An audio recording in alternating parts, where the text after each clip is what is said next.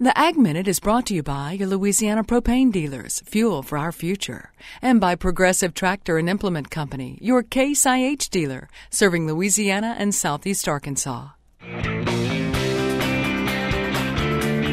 It would be hard to imagine a world without honeybees. I mean, without bees, we would not have many of the fruits and vegetables we enjoy so much, like apples, cucumbers, and squash. That's why students at St. Martin's Episcopal School in Metairie, Louisiana are celebrating World Honeybee Day. TWILA's Taylor Frey tells us what all the buzz is about. What are you dressed like today? A honeybee?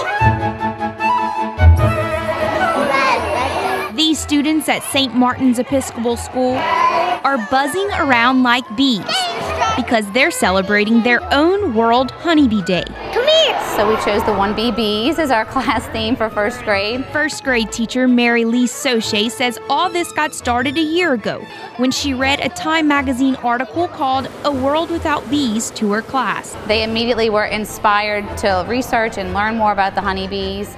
And so we did. We started reading, we started watching videos online, we started emailing and contacting beekeepers and the Beekeeping Federation of Louisiana. Look at the bee! The USDA recognizes World Honeybee Day on August 16th, but these students wanted their own and originally thought about it starting a bit smaller. They thought of doing a National Honeybee Day, and I had one student stand up in the middle of the presentation and say, no, National Honeybee Day is not good enough. This is a world problem, and it needs to be World Honeybee Day. Is this real combs? So from China to Nicaragua, Oh, that's why they smell so good. students contacted schools from around the globe to join in on the fun. And then we also linked with Morocco, France, Chile, and several other classrooms from different countries that we are trying to get involved as well. Students also learn to use Twitter and other social media sites to connect. It's interesting because when we talk to students, immediately their first reaction is, well, a bee stings. We don't want the bees. We want to kill the bees.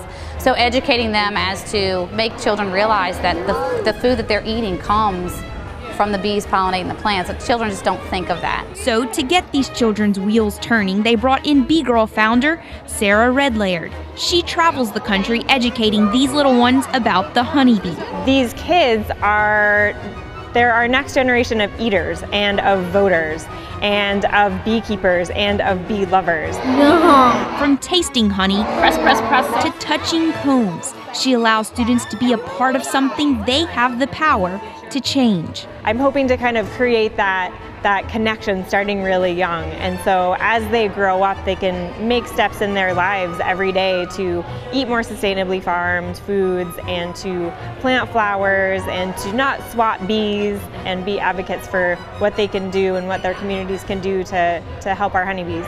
If you want to keep up with what they're doing to help the honeybees at St. Martin's Episcopal School, go check out their Twitter page. We'll have a link on our website at twilatv.org. And Avery, it was so wonderful to see those young kids learn about something that directly links to agriculture. It just made me really glad to see that. And the cool thing about honeybees is they're almost everywhere here in Louisiana. You even have folks like Chris Frank and his wife, Emily, who have an apiary in their backyard, so they don't have to go far to find bees. So great. All right, thank you very much, Taylor Frey.